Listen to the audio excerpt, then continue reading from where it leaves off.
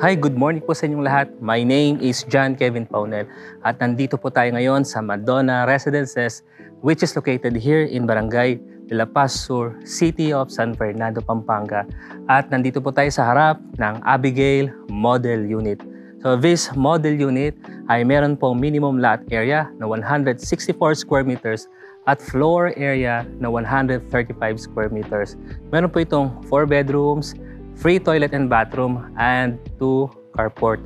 But before we proceed on the further details of this model unit, if hindi ka pa nakasubscribe, please click that subscribe button and hit that notification bell para ma-update po kayo sa mga susunod nating videos. So, alam ko pong excited na sila, kaya wag na po nating patagalin. Let's begin! So, previously nakapag-vlog na po tayo sa Julieta Model Unit and Melcon Model, which we will flash the link para mapanood nyo po yung videos na yon kung sakaling interested po na makita sila. And this is the third and last model unit na ating i-feature, which is the Abigail Model Unit. So as you can see, halos magkakapareho lang po yung design nito. Especially yung Julieta and Abigail.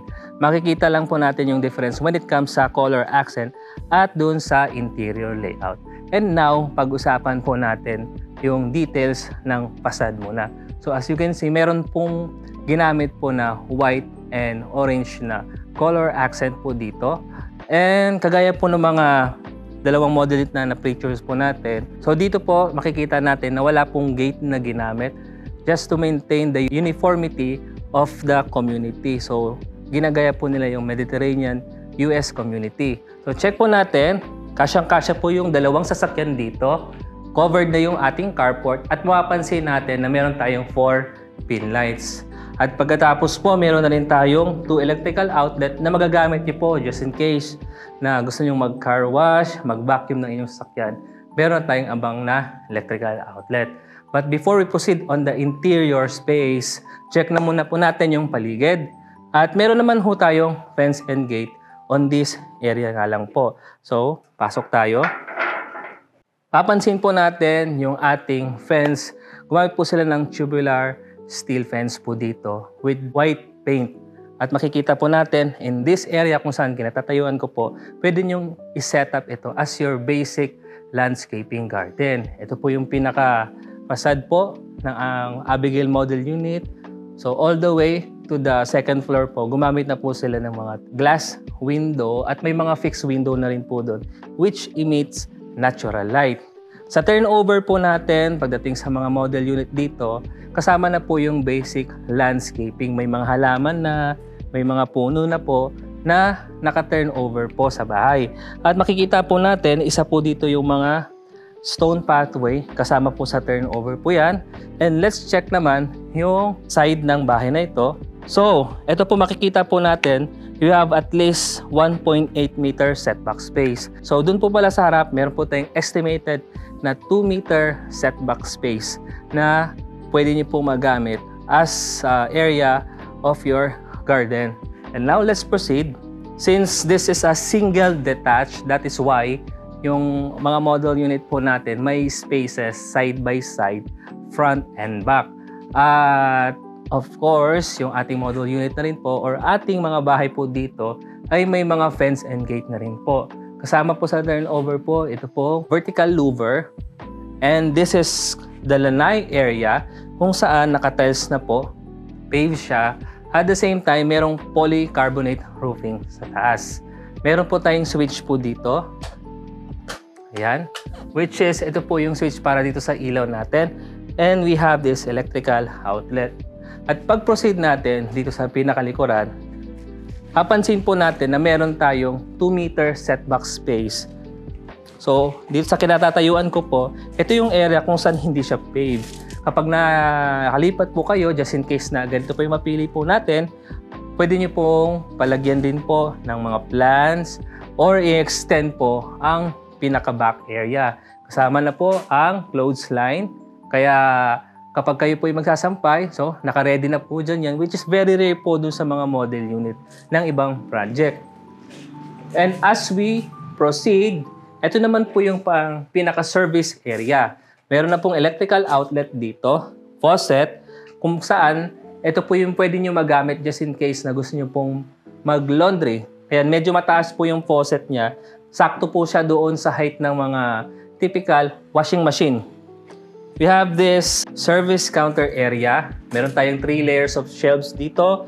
Fave na itong area na ito kung saan meron pong another space pa siya dito. Kumbaga hindi niya sinagat yung pagka-concrete. So may space pa ho siya dito kung saan pwede hong magamit niyo po kung saan pwede kayo maglagay ng mga plants din dyan. At pag-proceed pa natin dito sa other side, we have this another wide service counter area with stainless steel sink at may mga wall-mounted cabinet dito at shelves. Meron rin po tayong outdoor electrical outlet at covered yung ating service area. Meron po tayong pintuan dito which is an access patungo sa ating main kitchen. So nakita na po natin yung paligid ng Abigail Model Unit. And now, let's go dun sa harap ng Abigail and then check po natin yung interior space. Before we proceed on the interior space, pag-usapan muna po natin yung kanilang main door. Elevated yung doorstep at we have this wood panel door. Yung kanilang pong main door meron siyang steel door handle at we have this peeping hole. So, let's go inside. At sa pagpasok natin dito sa Abigail Model, pareho po sila ng layout ng Julieta Model Unit. So kung hindi nyo pa po nakita yung video natin doon, so we'll flash it on the top right corner of this video. Kagaya po ng Julieta Model Unit, we will be greeted by their formal living area. Ang Julieta Model Unit, open concept space po siya. The difference of Abigail and Julieta, dito po na punta yung TV console po nila. Nagkaroon po ng vertical wood slat here, which is nagkaroon ng parang partition. Kasi yung sa Julieta, nandito sa side, pero dito po nalipat pagdating sa Abigail Model Unit, just in case na mas prefer nyo yung ganitong klaseng design.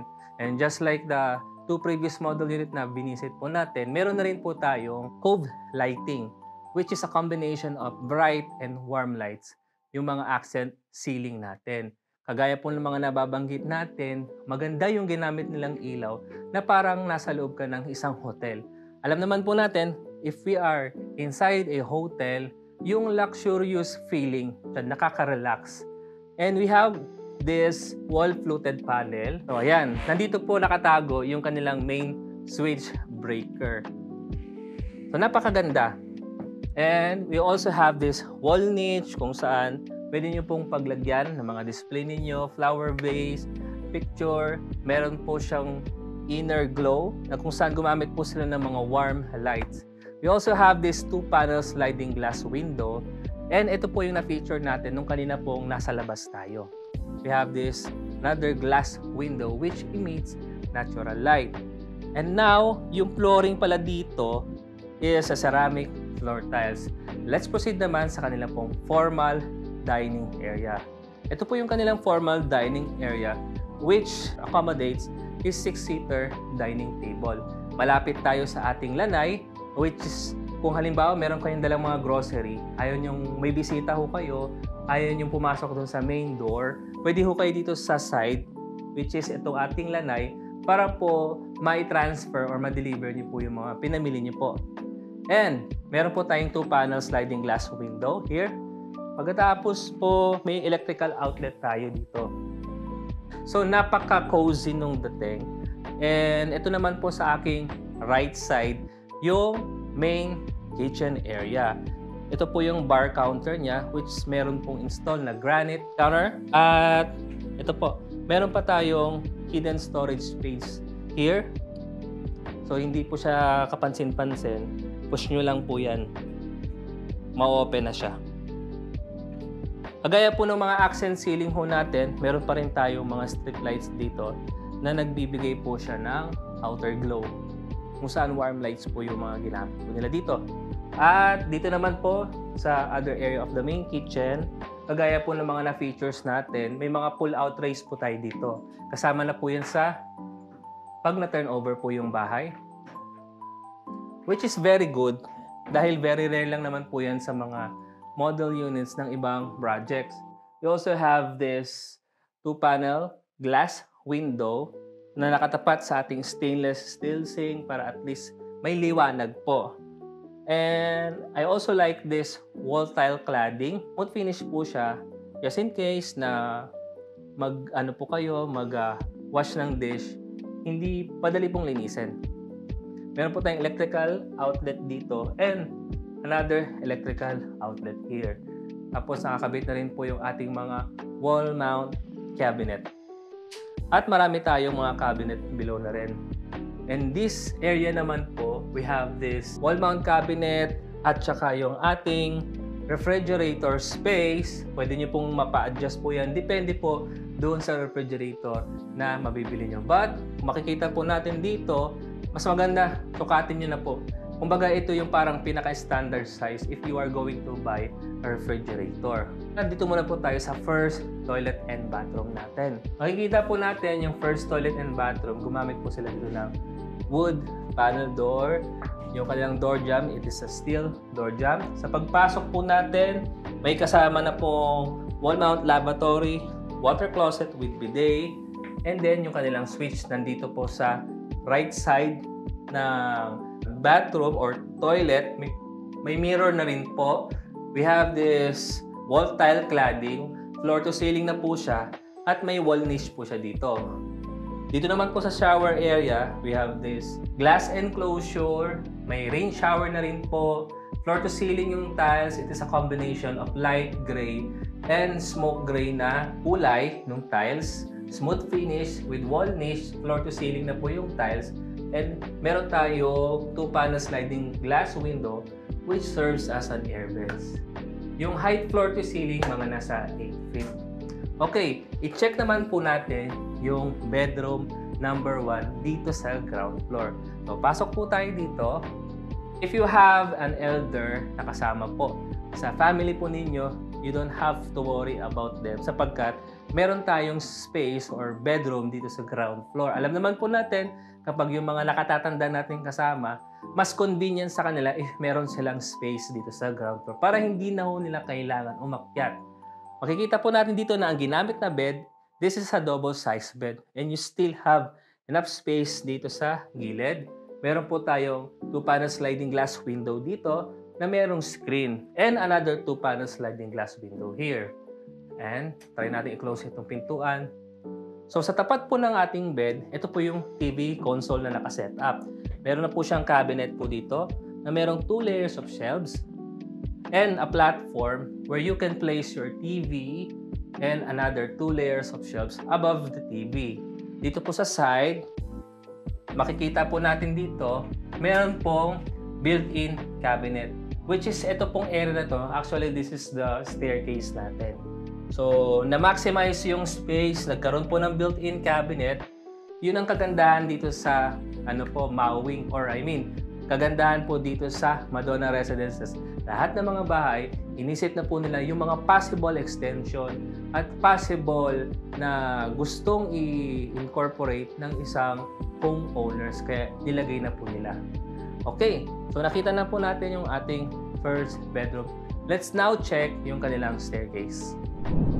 So this is the staircase of the Abigail model unit. So mga nasa 1 meter mahigit yung kanyang lapad. Concrete na po yung side with a solid wood handrail. May mga switches tayo dito. Ayan. Normally po yung mga switch na ganyan, just in case galing ka sa second floor tapos bumaba ka, you don't have to turn off the switch kung nasa taas ka pa lang. Pwede mo siyang i-turn off pag kayo po ay nakababa na. Okay, so now, let's go upstairs and check the details yung mga bedrooms natin. Tara po. At sa pag-akyat po natin, una nating mapapansin sa video na ito is yung kanila pong bintana. It gives natural lighting. At bubunga din sa atin yung kanilang shurak. Very rare lang po yan yung pagkakaroon po ng shurak doon sa mga ino-offer na model units. Meron na rin po tayong 1, 2, 3, 4 layers of shelves. Pwede nyo po paglagyan ng mga display po ninyo, mga frames. At dito naman sa aking likuran, this is the second toilet and bathroom, which is a common toilet. Kasama na po sa turnover yung lavatory, the water closet, yung kanila pong pintuan. It is also the same ng ating, which is a wood panel door. Meron po siyang doorknob dito. Meron po tayong layer of shelf dito. Pwede nyo pong pagpatungan ng inyong pong mga artificial plants. And also, we have this wall cladding.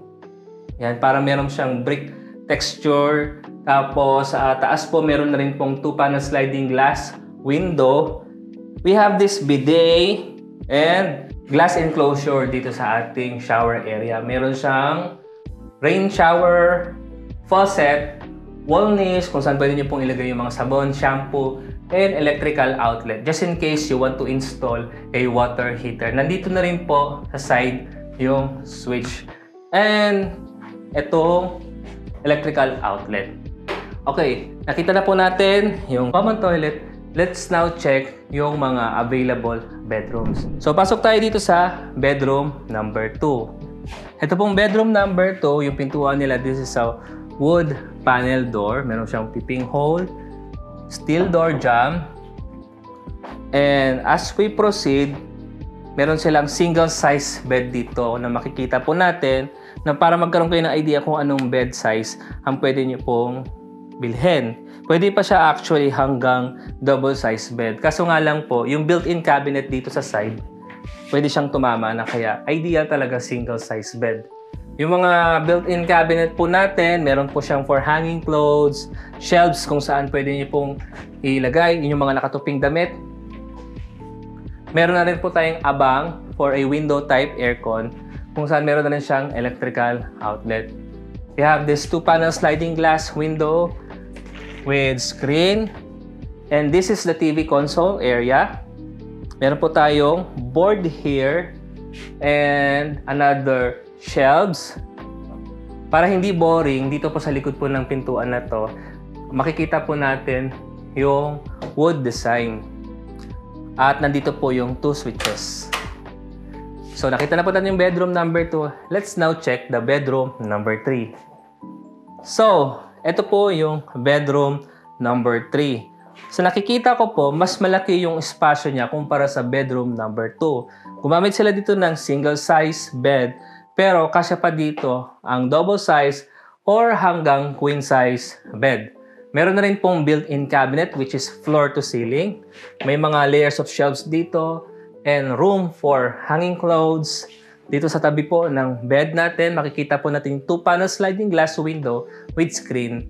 At meron na rin pong abang for a window type aircon at yung kanyang electrical outlet. On my left side din, yung TV console. Meron siyang shelves. Dito, 1, 2, 3, 4, 5. Dito na rin po yung switch. And this wood cladding which serves as a design sa ating TV console. The height floor to ceiling as an estimate of 8 feet. Tandaan po natin, yung mga nabibigay nating measurement are empirical measurement. Para lang po magka-idea kayo na nanonood ng ating video. So, check naman po natin yung last bedroom natin which is the master's bedroom. Dito po tayo. Kagaya po ng mga naunang bedroom, yung kanilang mga pintuan are wood panel door with the same features ng peeping hole. And this doorknob, nandito na rin po sa side yung switches. Yan. At pag-proceed natin dito sa master's bedroom, makikita po natin na gumamit sila dito ng queen size bed. Sa magkabilang gilid, may mga built-in cabinet. We have this headboard na meron po siyang storage na rin. Ayan. Pwede nyo pong gawing storage area nyo po yan. May mga built-in cabinets po tayo sa taas ng ating headboard. At ito mga nabanggit po natin ng mga built-in cabinets. Check natin. So yan, may mga drawer na din. Kung magkabila po yan, you don't have to buy your own drawer or cabinet. At sa harap ng ating bed, sa magkabilang side, naka-install po yung mga wall-fluted panel. Ang ganda ng kulay na ginamit, brown siya, dark brown. At pagkatapos, meron na rin pong naka-install ng mga warm lights. Kapag gabi po, pag uuwi kayo, galing trabaho, pagod, pag nakikita nyo po yan, nakaka-relax po siya, nakakatanggal ng pagod. Ito yung ating TV console, meron pong electrical outlet sa likod. Meron na rin pong nakaabang na linya for a split type aircon. And of course, ito po yung ating fixed window. So 2 panels po siya dito and meron pong curved fixed window dito sa taas, which gives natural light. At dahil ito po ang master's bedroom, meron po siyang of course ensuite toilet and bath, which is, di-check po natin dito. Pagpasok po natin, just like the other toilet and bathroom na nakita po natin, meron siyang wood panel door, steel door jamb, yung height floor to ceiling, estimated mga nasa 8 feet. We also have this wall-mounted lavatory. Meron na siyang mirror, water closet, at bidet. Meron na rin po tayong wall niche na meron pong 3 layers of shelves at meron pong cabinet. Meron na pong warm lights at dito sa aking right side, ito naman po yung shower area. Meron siyang glass enclosure, floor to ceiling na po yung tiles, kasama na po yung rain shower, faucet, at electrical outlet just in case na gusto niyo magpa-install ng water heater. Meron na rin po tayo 2-panel sliding glass window dito kung saan ito po yung ating air vent. Nakita na po natin yung every detail ng interior and exterior details of the Abigail model unit. Let's go outside and pag-usapan naman po natin yung other details. Kung may mga details po ako na hindi nabanggit sa videos na to at kung meron po kayong mga katanungan, please don't hesitate to comment dito sa comment section ng video na ito. Nandito na rin po yung aming contact number, Facebook page, Viber and WhatsApp numbers sa description box just in case you want to request for a site tripping ng project ng Madonna Residences. Ang mga amenities natin dito, we have this resort type, swimming pool, function hall, basketball court, and children's playground. Strategic din po ang location. Malapit po tayo sa OFW Hospital. May mga fast food chain. We have this Jollibee, Mang Inasal, McDonald's, and other fast food area. We also have government offices gaya ng Sakop at mga bangko. Malapit na rin po sa MacArthur Highway ang project na ito.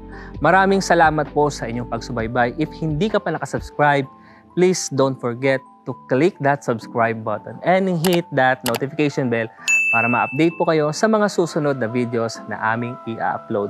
Maraming salamat and once again, see you on the next video.